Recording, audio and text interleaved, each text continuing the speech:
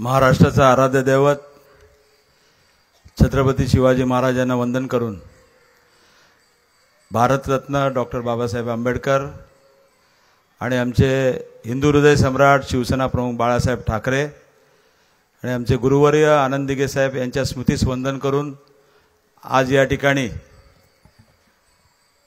महानिष्ठा महान्याय या कार्यक्रमासाठी या ठिकाणी आपल्याला मार्गदर्शन करण्यासाठी उपस्थित असलेले युवा नेते शिवसेना नेते आदरणीय आदित्य साहेब ठाकरे, त्याचबरोबर या मंचकावर उपस्थित असलेले सन्माननीय जिल्हा प्रमुख विठ्ठलरावजी मोरे साहेब, आमचे दुसरे ऐरोली मतदारसंघाचे जिल्हा प्रमुख द्वारकानाथजी भोईर साहेब, आमचे सन्माननीय महिला आघाडीच्या प्रमुख रंजनाताई शिंत्रे मॅडम.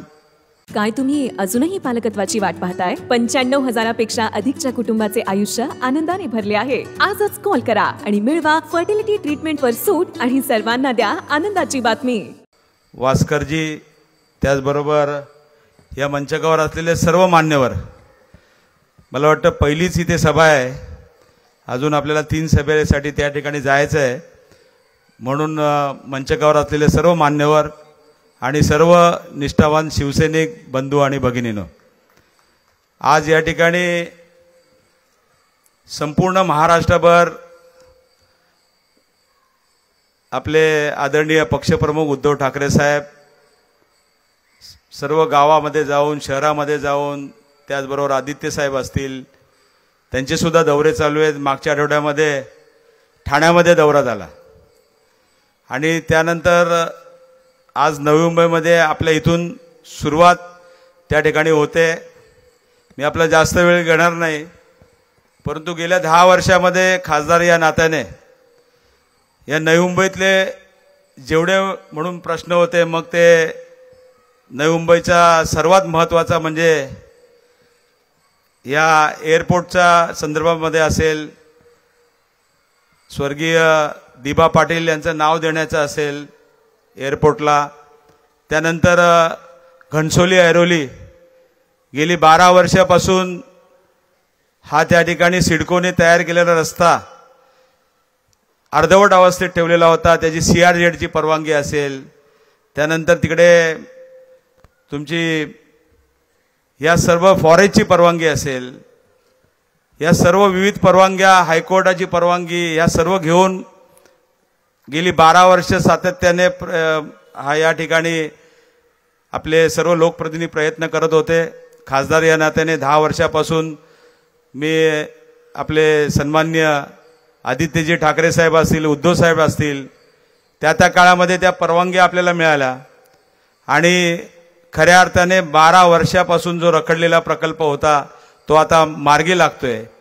त्याचबरोबर आपण बघितलं असेल या वॉटरवेजच्या संदर्भामध्ये ज्या नेरुळला जी जेटी बांधलेली आहे त्या ठिकाणी सुद्धा वॉटर टॅक्सी त्या ठिकाणी सुरू झालेली आहे.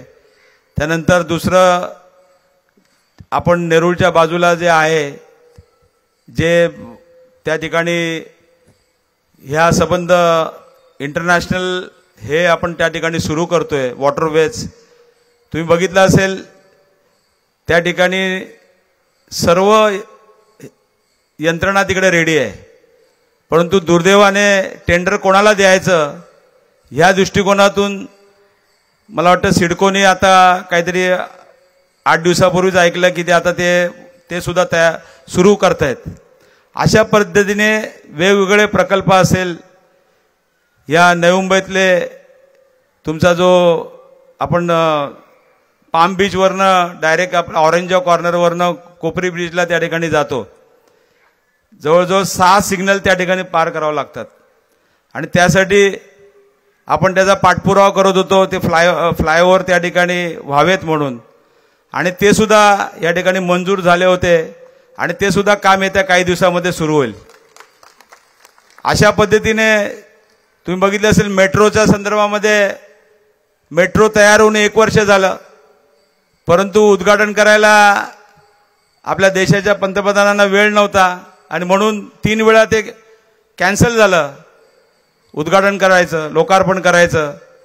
परंतु ज्या वेळेला आदित्य साहेबांनी त्या ठिकाणी आणि आपल्या शिवसेनेच्या माध्यमातून आपले जिल्हा प्रमुख विठ्ठलरावजी मोरे साहेब असतील, आमचे द्वारकानाथजी भोईर असतील आणि सर्व शिवसेनेचे पदाधिकारी त्या ठिकाणी आंदोलन केल्यानंतर मला वाटतं 8व्या दिवशी मेट्रो त्या ठिकाणी चालू केली.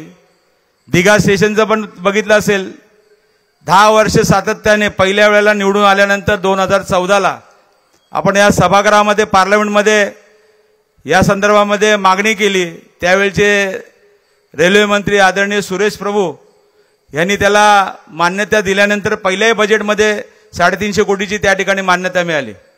आणि त्यानंतर हे काम आदरणीय देशाचे पंतप्रधान नरेंद्र मोदी साहेब आणि आपले पक्षप्रमुख उद्धव ठाकरे साहेब यांच्या शुभ हस्ते 2016ला झालं. आणि त्यानंतर ते काम जवळजवळ 1-1.5 वर्ष बंद होतं. मग त्यामध्ये पुनर्वसनाचा विषय होता, तो सुद्धा मार्गी लावला आपण. आणि त्यानंतर हे स्टेशन तयार होऊन जवळजवळ 8 ते 9 महिने झाले, परंतु ते स्टेशन सुद्धा त्या ठिकाणी उद्घाटन करायला या लोकांना वेळ मिळत नव्हता. आणि त्यावेळेस आम्ही लोकांनी आंदोलन केलं. स्वतः आदित्य साहेब त्या ठिकाणी आंदोलनामध्ये त्या ठिकाणी आले होते. आणि ते आंदोलन केल्यानंतर दिघा स्टेशनचं त्या ठिकाणी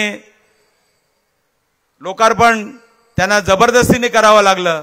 अशा पद्धतीने जनतेच्या पैशाचा तुम्ही बघितलं असेल, टॅक्स रुपी पैशातून हे सर्व प्रकल्प होत असतात. हे काय कोणाच्या खिशातून हे प्रकल्प होत नसतात. परंतु या जनतेच्या प्रश्नावरती एखादा प्रोजेक्ट पूर्ण झाल्यानंतर त्या प्रोजेक्टचं लोकार्पण करायला पाहिजे. परंतु त्या ठिकाणी रेल्वेचं सुद्धा नुकसान केलं या लोकांनी, जनतेचं नुकसान केलं. आणि तो मला वाटतं दिघा स्टेशन आत्ताच 1 महिन्यापूर्वी त्या ठिकाणी चालू केला. अशा पद्धतीने नवी मुंबईतले जेवढे प्रकल्प आहेत या ठिकाणी आपण खासदार या नात्याने प्रयत्न केलेले आहेत. आणि मला विश्वास आहे ही जनता नक्कीच या संबंध केलेल्या कामाचा हे करून या ठिकाणी नक्कीच विचार करेल. मी आपला जास्त वेळ घेणार नाही. मी आपल्याला सुद्धा आदित्य साहेबांचे या ठिकाणी हे ऐकायचं आहे. मी सर्वांना या ठिकाणी उपस्थित राहिल्याबद्दल धन्यवाद देतो आणि आपली रजा घेतो. जय हिंद, जय महाराष्ट्र, वंदे मातरम.